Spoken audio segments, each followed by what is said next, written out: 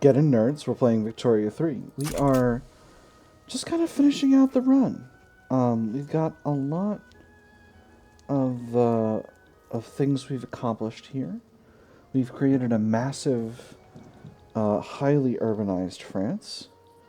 You see these huge sprawling cities all over Northern Europe and Western Europe. We've created a massive colonial empire. We haven't consumed any of the centralized African states that I often end up eating if I play a colonial power, but you know, we established, we solidified Guyana. We united the. Let me see. These are the West. There's the West Indies. This is the West Indies state. Huh, interesting. Still a chunk of the West Indies that's Danish. I thought these were the Windwards. Maybe these are the Windwards. These are the Bahamas. I thought these were... I think some of these are the Windwards.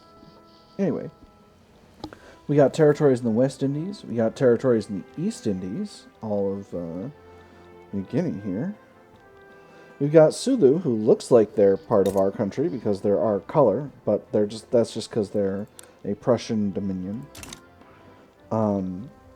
Yeah, we've done a lot. We've united all of the territory of our core cultures, which in the current situation are French, Wallonian, Breton, Occitan, and Franco-Provençal. So yeah, I'm feeling very happy with the way the end of the game has gone.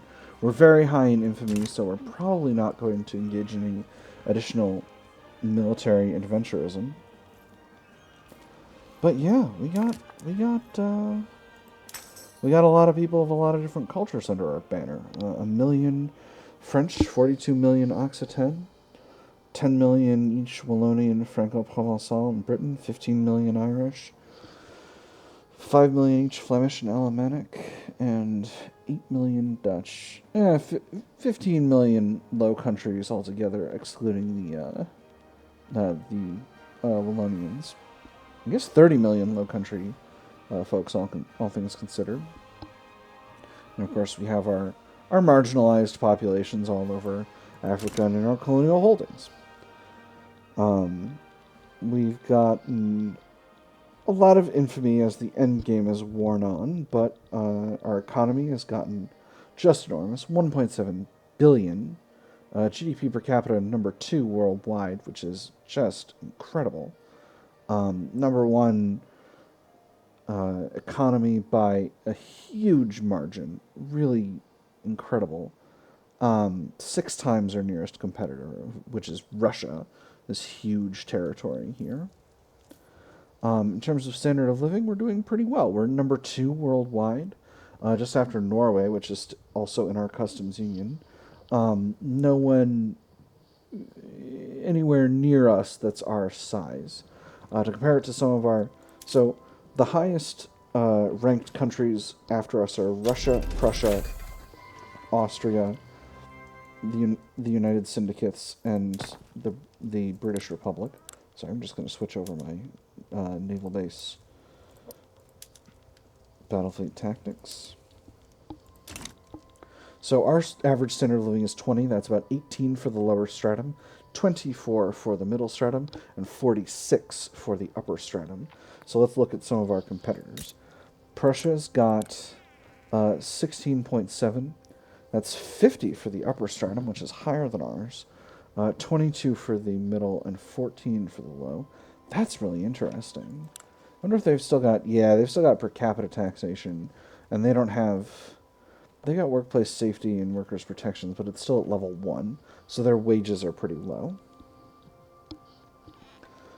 So that's why their upper stratum is so freaking wealthy. Austria is about the same as... it's just a little lower than Prussia. Let me see. Austria's got a population of 74 million, Prussia 42 million, so that does kind of explain that. They're in roughly the same boat. Their upper stratum is not quite so ridiculously wealthy, but their lower and middle strata are roughly the same. 14 and 19, impoverished and middling. versus Prussia's 14 and 22, secure and impoverished. Prussia's got a 14.3 average standard of living.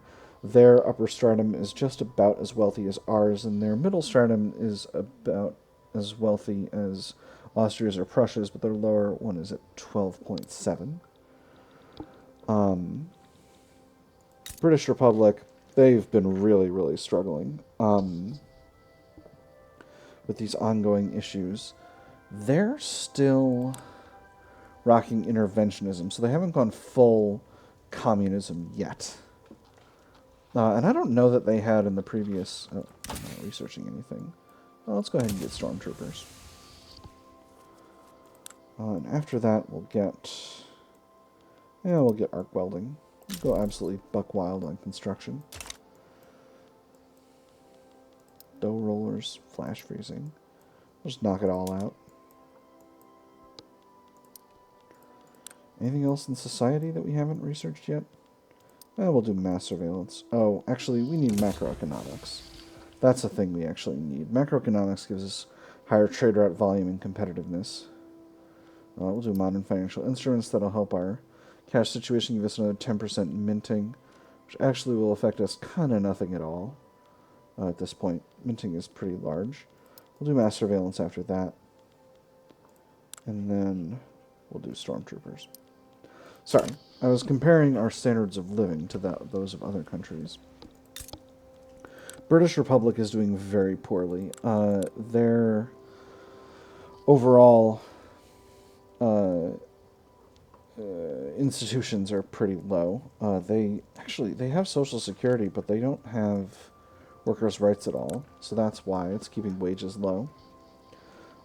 Their upper stratum are at 26, which is just a little bit higher than our middle stratum at 24, which is pretty impressive. And that's not because of the communism, because they've still got private ownership. Their middle stratum is at middling 17.7, which is lower than our lower stratum, although not much. It's about the same as our lower stratum, frankly.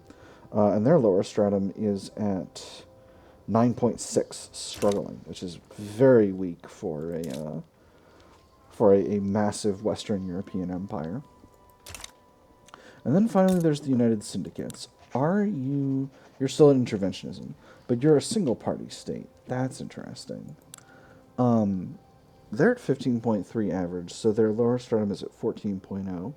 Their middle stratum, 21.1, which is about where Austria's was, and their upper stratum is at 49.6. They're still very wealthy. Council Republic of the Rural Folk, which is interesting. They got National Militia and National Guard, same as we do. They've still got slavery somehow.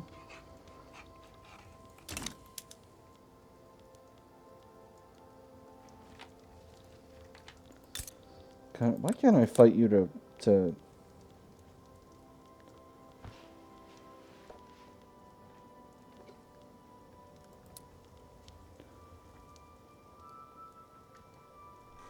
Why can't I fight you to end slavery? Oh, ban slavery. Here we go. We could fight America to ban slavery. Weird that they're at the point of being an interventionist free trade council republic with workers' protections and whatever. How do they have workers' protections and still have slavery? Are they allowed to have those things? I guess that's why they don't have any health system.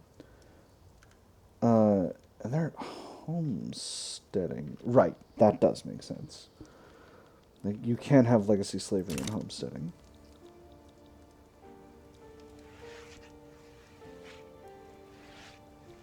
We're about to have our election come in. Let's take a look at where some of these other countries are at. Canada, who we helped achieve independence from the British Republic, an oligarchic monarchy. Their standard of living is pretty high. Their lower stratum at 15.6, their middle at 22.9, which to compare to ours, their lower stratum is doing a little worse, and their middle stratum a little worse. Their upper stratum is doing a little better, but only... Or no, our upper stratum is still wealthy. They're doing fine. Interesting. Let's look at some of these others. Brazil's had some trouble, but overall they're doing pretty well. Their lower stratum is doing very poorly, but their middle stratum is okay at 20.2, and their upper stratum is at 39.4. By the way, just to explain a little bit about how this math works, if we went to Council Republic and then went to collective ownership, we would probably, at this level of... at the level of wealth we're currently at, our middle stratum would probably be in the... I'm guessing maybe even the lower 30s, and then our lower stratum would be in the mid-20s. How's the Ottoman Empire? They lost their recognition early on and never got it back. They are still an autocratic monarchy. They're agrarian and mercantilist with land-based taxation. They're doing state, religion, secret police. They're going full authoritarian, which makes sense. There's an election once again. Local police force. So they've never really abandoned the landowners, and their sultanate aligns with the landowners.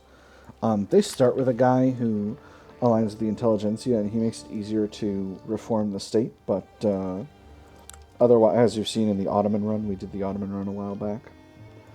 In terms of overall position, they've got a pretty big GDP, 67 million, which is number 3 worldwide. Their lower stratum is doing very poorly, but their middle stratum is doing pretty well. Their upper stratum could be doing better at 36. They're not where the European powers are. We've got a situation going on here.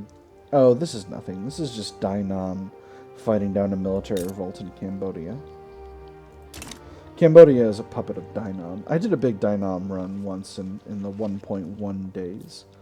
It was a really good time. I don't think I'd be able to do it again, but we'll see. Japan, another... Oh my goodness.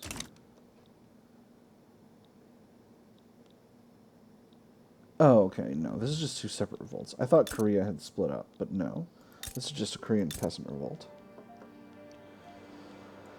Japan is a country I played and often tend to follow. They, I'm pretty sure, were... I thought they'd gotten away from the shogunate in this run, but apparently I'm wrong about that. They're still... They got off of... That's right. Someone forced them to open their markets. So they're not on free trade anymore, though. But they're not on isolation. They're not isolated.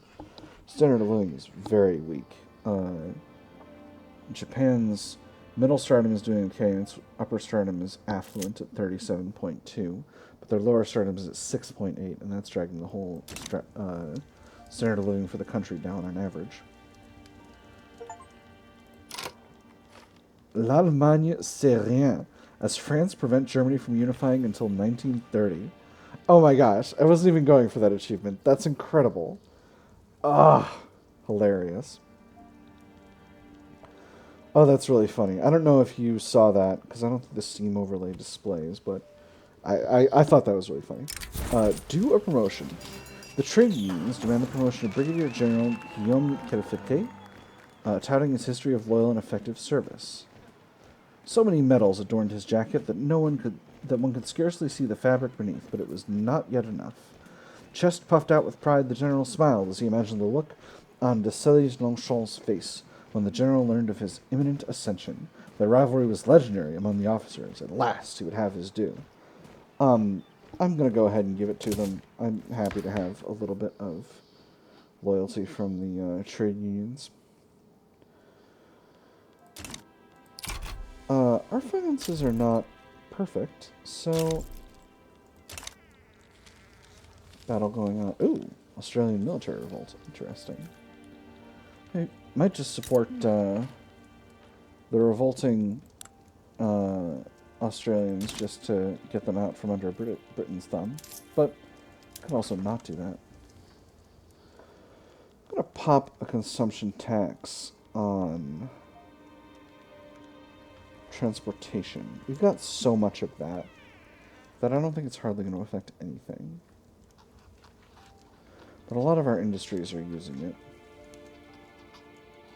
Let's put it on some kind of output thing. Let's put it on luxury furniture.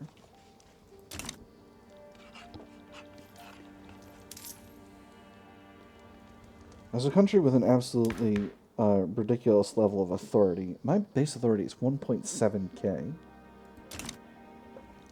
which is incredible for this point in the game.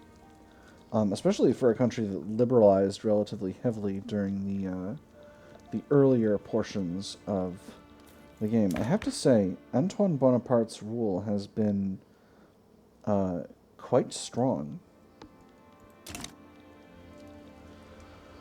overall. Let's look at Great Qing. Great Qing has continued to operate the same way they were at the beginning of the game. Their standard of living is about the same as Japan's, which I guess is a pretty common structure for an economy like this. Let's look at Bengal. We're very interested in you, Bengal. Relations are cordial, but you're antagonistic towards me, which I don't know why you are. You and I could easily be friends. I would love to have you in my customs union, but it is what it is. So, they're at struggling, 9.3. Their lower stratum is at 8.6, which is pretty low. Their upper stratum is pretty wealthy, and their middle stratum is reasonably secure at 23.8. Let's take a look at other vital statistics here. Not going to get involved in Australia. So we've got a population of almost 300 million and a GDP of 1.7 billion. We're still only number 2. We have not surpassed Great Qing, which starts as the highest population country in the world by a country mile. So our rivals in terms of population are Bengal, which is about 200 million. It's about 2/3 of us. But their GDP is less than 1/10 of our size. Great Qing has a GDP that's about 232. GDP per capita is extremely low, obviously, because they're an enormous population. It's pretty hard as Great Qing to get to the point where you can really grow everything up. There's a lot of juggling to be done. I've done a Great Qing run, and it's pretty difficult. Russia, our nearest rivals, 127 million, so that's about half of our population, with a GDP of about 1/5 of ours. Prussia has... Let me see. So, yeah, Russia's still the biggest of the European powers at number 2. Who's number 3 right now? So number 3 is United Syndicates. That's right. They have a GDP of 244, population of 80 million, which is number 6 worldwide. Which is interesting. They're actually lower than Great Britain, which I was not expecting. Although Great Britain does have a bunch of territory in Africa, so I guess I shouldn't be surprised that they're technically, their population is pretty high. GDP of about 250,000.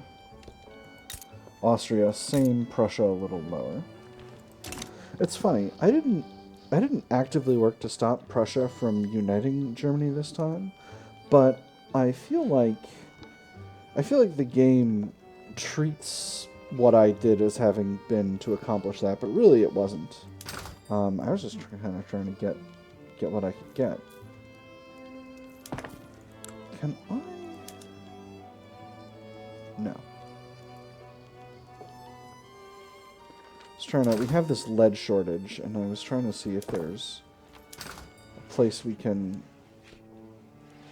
spend less lead, but we're spending it all on our glassworks, but it's just, like, it is what it is. Starting the import route, I suppose. A lot of countries will sell us lead. I love that Slovakia managed to get free of Austria. I think that's the most delightful thing.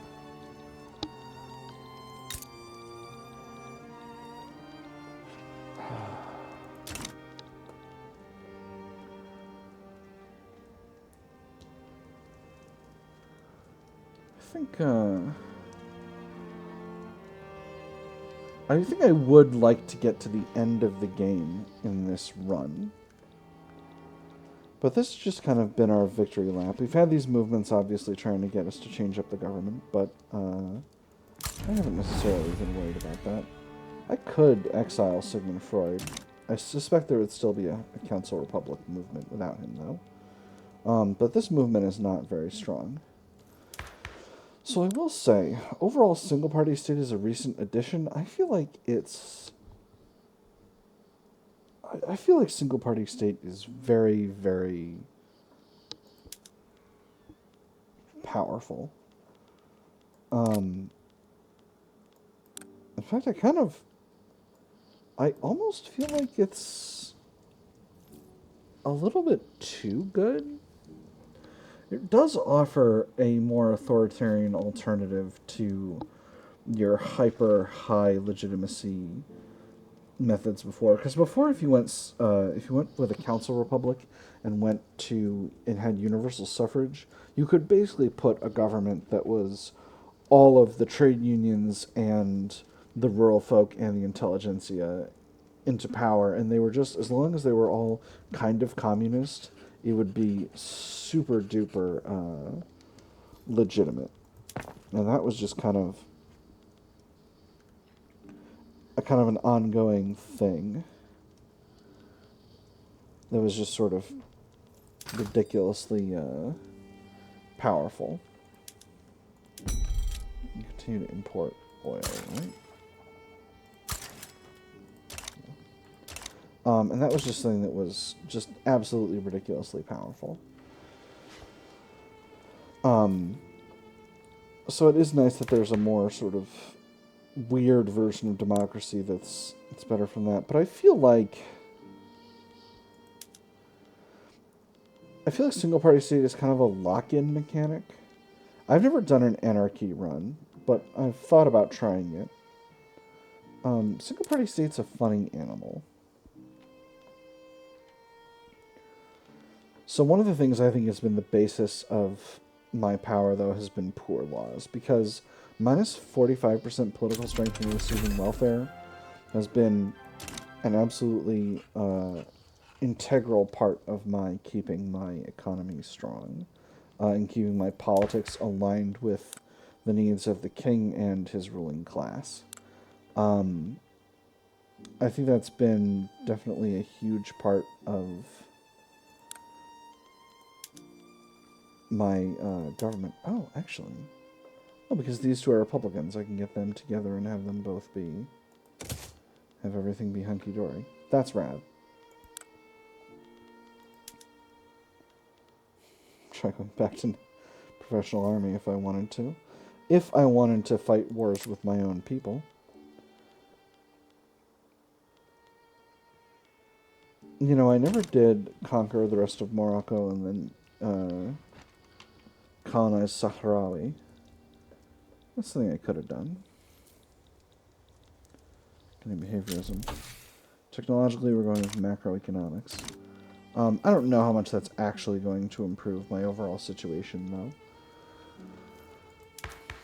though. So that's my review of single-party state. Monarchy with single-party state is a really weird combination, because single-party state is typically something that's associated with fascist and communist countries.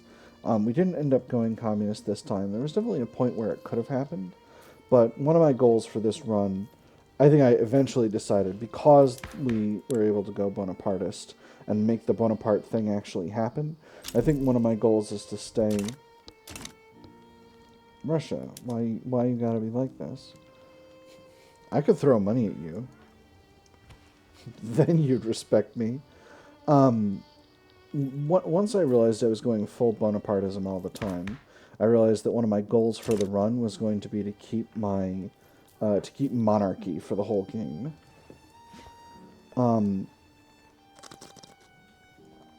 I feel as though we've in essence accomplished that. I felt very happy with where we've gone with that. We managed to successfully keep monarchy. Frankly, I rarely keep monarchy, and the reason is just because I find it so hard to deal with having to always align with the interest group of the monarch. Like, the fact that you can't, with these, even when you've got a reasonably voting-oriented monarchy, a reasonably constitutional monarchy, like a you know, a census suffrage or a universal suffrage monarchy, you still get that penalty for not aligning with. You still get this, this 10 legitimacy from head of state and government thing. Which if you go to presidential republic, with monarchy you get 20. With presidential republic you only get 10, and you get 10 more from votes. And then with parliamentary you get 20 from votes. And the same is true with council republic you only get 10 from votes, but you get +1 government size allowance, minus 10% government ideology penalty. Which minus 10% ideology penalty is pretty strong. You can't get that from anywhere else, I think. And the reduced ideology penalty is pretty solid. So, like, presidential republic gets you +20%, monarchy gets you +10%. There's no bonus from parliamentary, but council republic, getting that increased government size allowance and the reduced ideology penalty is really strong. Because part of what causes low legitimacy in late game governments is those ideology penalties, which I don't know if I've ever actually really gotten deep into it, but basically ideology penalties are when the people in the government don't align completely. So we have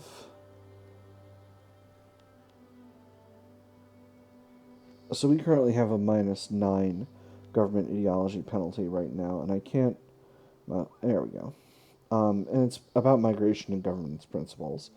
The reason is because both of these, now our industrialists are headed up by a Bonapartist, so they like monarchy, but our petite bourgeoisie are headed up by a Republican, so they dislike monarchy. And then the other thing is the industrialists like not having immigration restrictions, whereas the petite bourgeoisie are for immigration restrictions. So that's why there's a disagreement there. And if you've got too many of those, that reduces your government ideology penalty. Remember the earlier time when we were suffering from having really low legitimacy when the industrialists and the trade unions formed up into one party? Because those two frequently disagree about everything, basically. The industrialists like wealth voting and oligarchy, whereas the trade unions like universal suffrage and anarchy.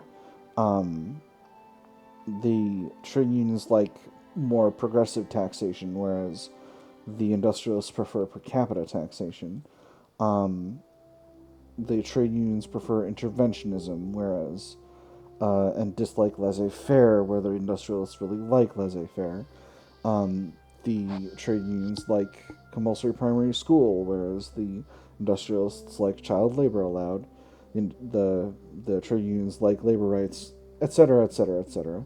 I think I've covered most of the basics, but what that ends up meaning is that the trade unions and the industrialists, if they get into a government together, their government is going to be hugely low on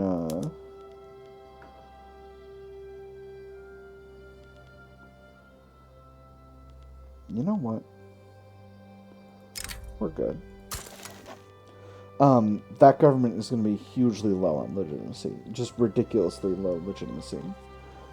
It's going to get like a 100 legitimacy penalty.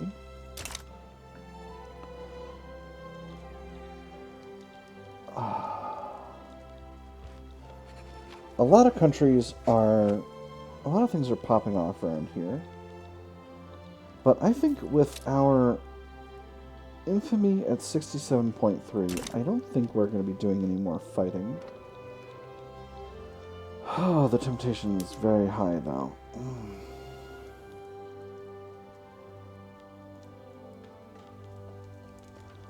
But I can't afford to get up to being a pariah. I definitely don't want that. I think we might end up having the next episode be the last one. Yeah, that's what I think is going to happen. Oh boy, Spain, you everything okay over here? Yeah, I lost a bunch of trade routes due to that civil war happening. Yeah, I think next episode is going to be the last one. That's I think where we are. I'm comfortable with where this campaign has gone.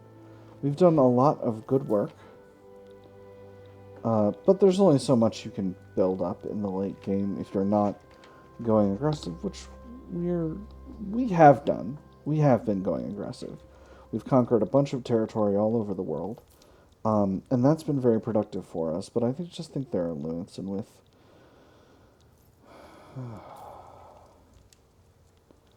tell you what, probably what I'll do is I'll put up a poll on the channel community page. And then for the next episode, I'll probably just set the speed to high and just clear on sprint towards the end of the game. And if the end of the game hits and people are still interested in seeing more conquests and more of the French Empire as the 30s roll on, then maybe I'll continue the series after game end. But I do want to get to game end on camera, because I think with our run of Scandinavia, we sort of blitzed through and then just kind of gave up. And part of the reason I did that is because it's very hard to complete the late game effectively without putting yourself in a situation where your market's just kind of reached its maximum capacity when you're not colonizing and opening foreign markets and stuff like that. So that was why I ended up doing it that way. But I think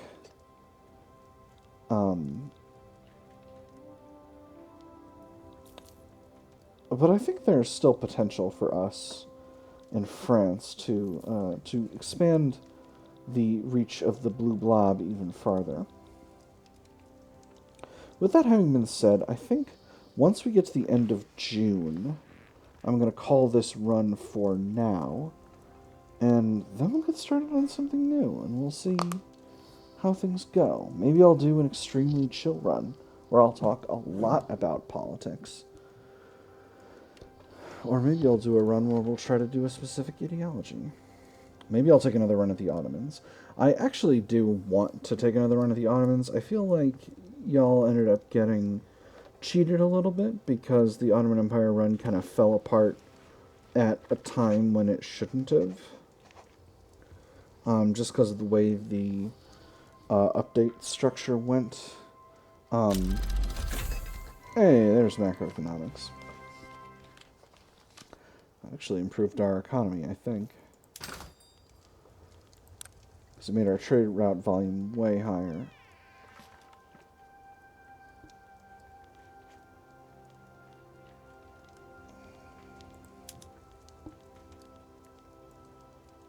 Huh.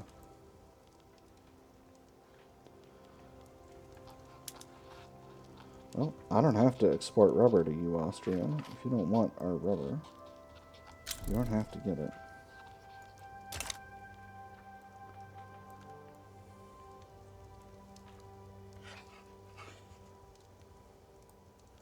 Grain to Russia is low productivity.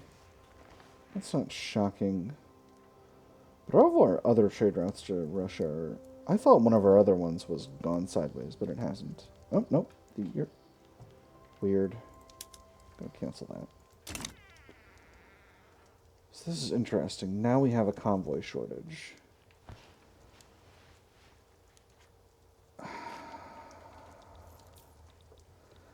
I thought increased volume...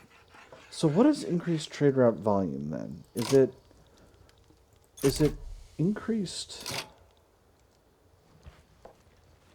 It also increases, so it's if it also increases convoy usage, then what good is it? Maybe it reduces the bureaucratic cost of high trade routes. I think that's probably the way it goes.